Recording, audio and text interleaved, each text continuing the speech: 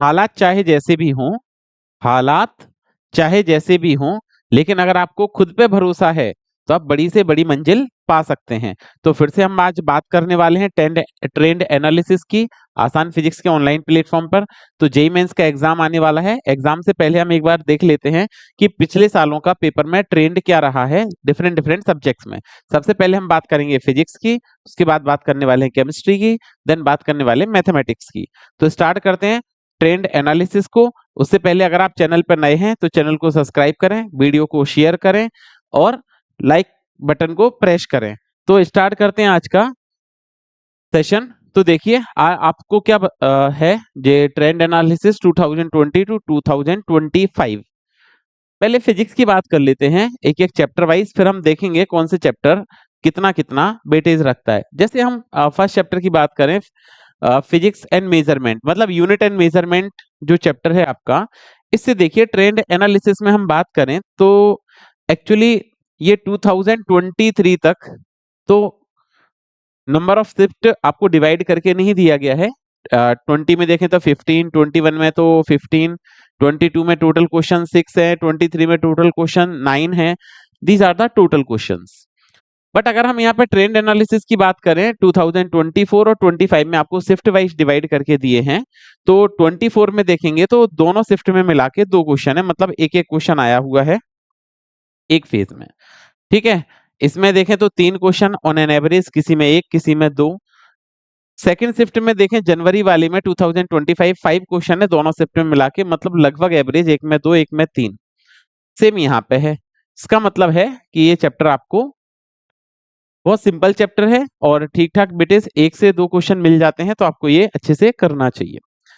Kinematics की देखें तो 24 और 25 में कोई क्वेश्चन नहीं था इससे, काइनेमेटिक्स से। लॉज ऑफ मोशन से, काइनेमेटिक्स का मतलब motion in 1 dimension and motion in 2 dimension. ठीक है, इससे कोई क्वेश्चन 24 25 में देखने को नहीं मिला है। 24 में एक शिफ्ट में आया हुआ है। ठीक है, सेकंड शिफ्ट में दोनों शिफ्ट को मिला के 2 शिफ्ट थी, उसमें अगर 24 के जनवरी सेशन में देखें तो जरूर क्वेश्चन इससे आए हुए हैं। बाकी लॉज ऑफ मोशन की अगर हम बात करते हैं तो लॉज ऑफ मोशन का जो ट्रेंड एनालिसिस लिया है 999 से पहले 15 2023 में, और 25 में देखिए 24 में इसका देखिए एक ट्रेंड रहता है। फर्स्ट जो दोनों शिफ्ट में फर्स्ट अटेम्प्ट में थोड़े से कम क्वेश्चन होते हैं, लेकिन जब सेकंड अटेम्प्ट आता है, सेकंड अटेम्प्ट होता है अप्रैल वाला अटेम्प्ट, उसमें इसमें नंबर ऑफ क्वेश्चंस काफी ज्यादा दिए जाते हैं। 6 का एनालिसिस ट्रेंड एनालिसिस है।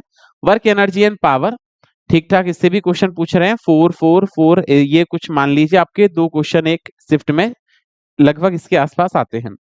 रोटेशनल मोशन की बात करें तो देखिए 24 में 3 2 2 2, मतलब एक एक क्वेश्चन इसका जरूर आपसे पूछेंगे।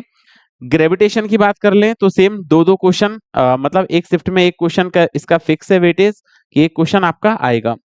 Properties of solid and liquid, property of solid और लिक्विड की बात करें तो देखिए 6 मतलब 3 क्वेश्चन इससे।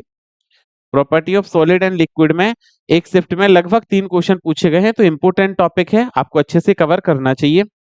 थर्मोडायनेमिक्स में एक क्वेश्चन फिक्स है आपका। उसके बाद अगर हम बात करें केटीजी की, काइनेटिक थ्योरी ऑफ गैसेस की, तो काइनेटिक थ्योरी ऑफ गैसेस में देखिए इससे पहले 18 क्वेश्चन थे।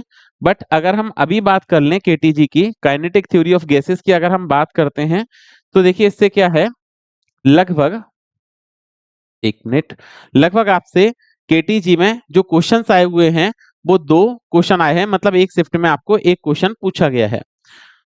इसके बाद अगर हम आगे बात करते हैं इसमें तो देखिए नेक्स्ट क्या बनता है आपका, केटीजी के बाद ऑसिलेशन एंड वेव। ऑसिलेशन और वेव की अगर हम बात कर लें तो देखिए ऑसिलेशन और वेव में 5151, मतलब पहले शिफ्ट के लिए पहले जो फर्स्ट फेज होता है जेई मेंस का, उसमें इससे काफी क्वेश्चन आते हैं, किससे, ऑसिलेशन और वेव से 5 5।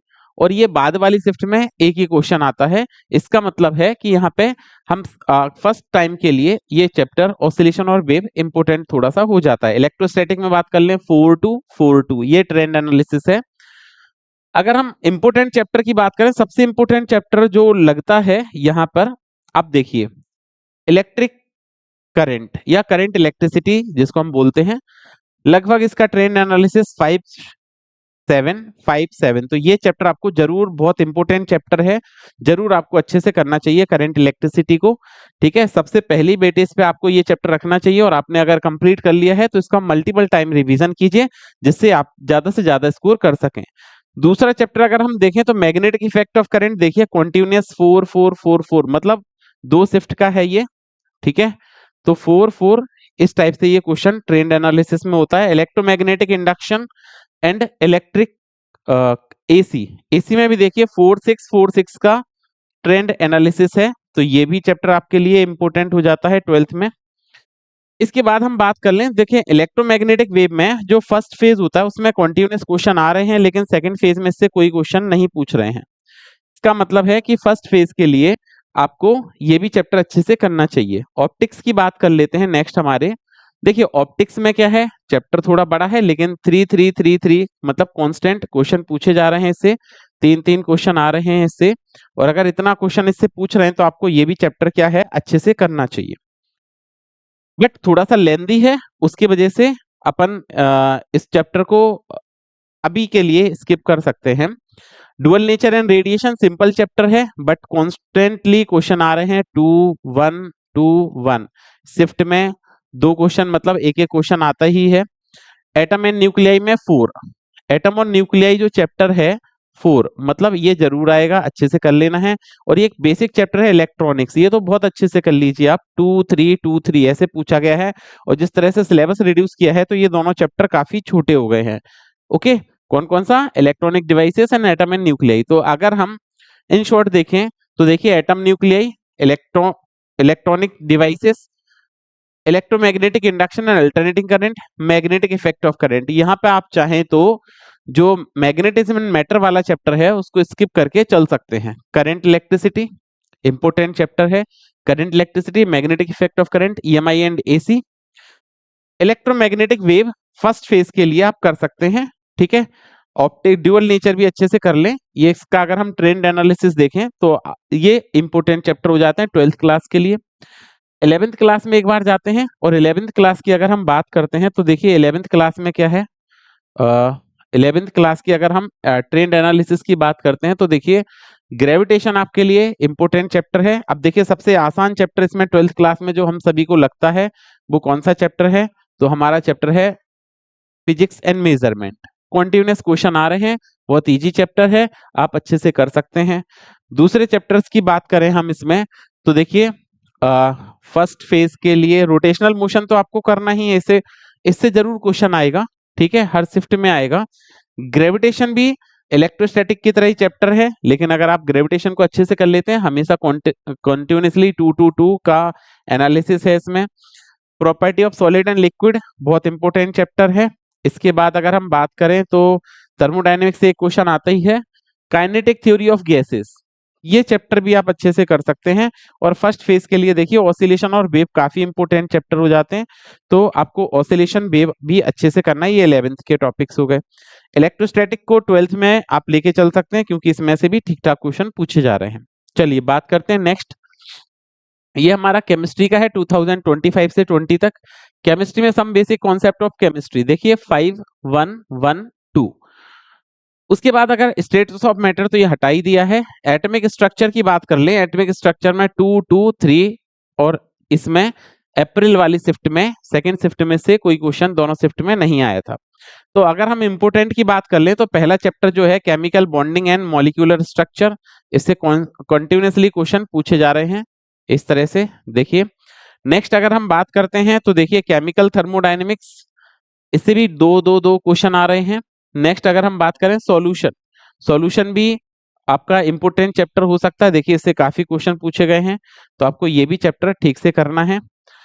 जो हम मोस्ट इंपोर्टेंट चैप्टर बोल सकते हैं रेडॉक्स रिएक्शन एंड इलेक्ट्रोकेमिस्ट्री, देखिए इससे 8 क्वेश्चन भी तक भी पूछे जा चुके हैं, 5 2 2 इस तरह से।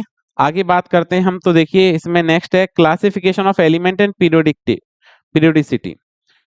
नेक्स्ट देखिए इसके बाद अगर हम बात करते हैं तो ये जो चैप्टर है general principle and isolation of matter, ठीक है, ये हम स्किप करके चल सकते हैं क्योंकि इससे क्वेश्चन नहीं पूछे गए हैं लगभग।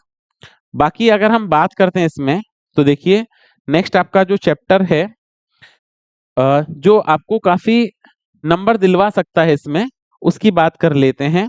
तो देखिए वो चैप्टर कौन सा है, ये कॉन्टिन्यूस, इससे hydrocarbons and their halogen derivatives, इससे 5, 7, 5 ऐसे क्वेश्चन पूछे गए हैं। ये देखिए ये काफी क्वेश्चन पूछे गए हैं इससे भी, और इससे भी काफी क्वेश्चन पूछे गए हैं। ठीक है, ये हमने आपको बताई है। D and F block, D and F block में देखिए थोड़ा सा लेंथी हो जाता है ये, बट थ्योरेटिकल है तो आप अच्छे से इसको कर सकते हैं। नेक्स्ट अगर हम बात करें इसमें, तो आपका जो नेक्स्ट टॉपिक्स की बात करें जिससे थोड़े से ज्यादा क्वेश्चन पूछे गए हैं, तो देखिए ये भी चैप्टर हम ले सकते हैं, हाइड्रोकार्बन हैलोजन डेरिवेटिव्स, जैसे मैंने आपको बताया है। ठीक है, उसके बाद जनरल ट्रेंड यही रहा है। तो ये कुछ चैप्टर्स हैं जो आपके लिए काफी इंपॉर्टेंट है, इसको आपको अच्छे से करना है। बात कर लेते हैं हम मैथ्स के बारे में। मैथ्स के बारे में अगर हम बात करते हैं तो देखिए सेट्स, रिलेशन एंड फंक्शन, इसका देखिए सेट, रिलेशन एंड फंक्शन से कॉन्टिन्यूस यहाँ पे 3, 3, 4, 4। Complex number and quadratic equation की बात करें तो देखिए 4, 4, 3, 3 का ट्रेंड रहा है। और अगर हम मैट्रिक्स डिटरमिनेंट की बात करें 4, 6, 4, 5। ये चैप्टर जो है मैथमेटिकल इंडक्शन, अभी तक कुछ नहीं पूछा गया है इससे। ठीक है, आप स्किप करके चल ही सकते हैं इसको। तो binomial theorem and simple application 2, 2, 3, 2। अब देखिए ये जो चैप्टर है sequence and series, sequence and series से देखिए जो क्वेश्चन है 5, 3, 5, 3, इस तरह का ट्रेंड रहा है इसमें। सेट्स रिलेशन में 3, 4, 3, 3, 4, 4 ये ट्रेंड रहा है। कॉम्प्लेक्स नंबर में बात कर लें तो 4, 4, 3, 3 का रिसेंट ट्रेंड रहा है आपका। मैट्रिसेस एंड डिटरमिनेंट की बात कर लें तो देखिए 4, 6, 4, 5 ये ट्रेंड रहा है जनरली। नेक्स्ट अगर हम बात करते हैं इसमें तो देखिए जो कॉन्टिन्यूअस काफी क्वेश्चन जिससे पूछे जा रहे हैं, कोऑर्डिनेट ज्योमेट्री। कोऑर्डिनेट ज्योमेट्री में आपसे जो क्वेश्चन पूछे गए हैं, तो देखिए कोऑर्डिनेट ज्योमेट्री में इधर जो क्वेश्चंस का स्ट्रक्चर है वो देखिए क्या रहा है। तो देखिए यहां तक हमने बात करी थी सीक्वेंस एंड सीरीज की, binomial theorem and their simple application, limit and continuity की बात कर लेते हैं। देखिए क्वाड्रेटिक इक्वेशन की हमने बात करी, मैट्रिक्स डिटरमिनेंट की बात करी, परम्यूटेशन कॉम्बिनेशन, इसे देखिए 8, 2, 2, 8, 2, 3, 3, 2 का ये ट्रेंड रहा है। मैथमेटिकल इंडक्शन आया नहीं, सीक्वेंस एंड सिंपल एप्लीकेशन की बात कर लें तो देखिए यहाँ पे 2, 3, 2, 2 इस तरह का ट्रेंड रहा है। सीक्वेंस एंड सीरीज की हम बात कर रहे थे, देखिए काफी क्वेश्चन पूछे गए हैं। ये अगर हम देखें इधर से तो 5, 3, 5, 3, इसका देखें लिमिट कंटिन्यूटी एंड डिफरेंशिएबिलिटी की तो 7, 3, 2, 3। देखिए जो इंटीग्रल कैलकुलेशन है सबसे इंपोर्टेंट, 5, 9 तक भी गया है इससे, 3, 4। और अगर डिफरेंशियल इक्वेशन की बात करें तो इसका ट्रेंड रहा है 4, 4, 4, 3।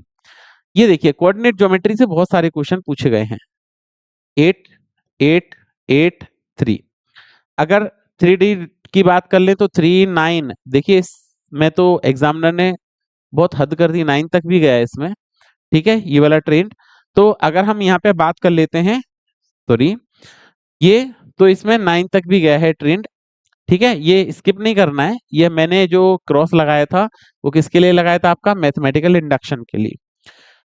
नेक्स्ट अगर हम बात कर लें तो देखिए स्टैटिक एंड प्रोबेबिलिटी से भी क्वेश्चन आए हुए हैं, और ट्रिग्नोमेट्री से भी क्वेश्चन पूछे गए हैं। तो अगर हम यहाँ पे ओवरऑल बात करते हैं, देखिए ओवरऑल हम ट्रेंड एनालिसिस की बात करते हैं तो आप एरिया अंडर कर्व ये भी स्किप करके चल सकते हैं, क्योंकि रिसेंटली इससे बहुत ज्यादा क्वेश्चन आपके पूछे नहीं गए हैं। किससे? एरिया अंडर कर्व वाले चैप्टर से। क्योंकि एरिया अंडर कर्व में जो आपसे पूछा गया है, देखिए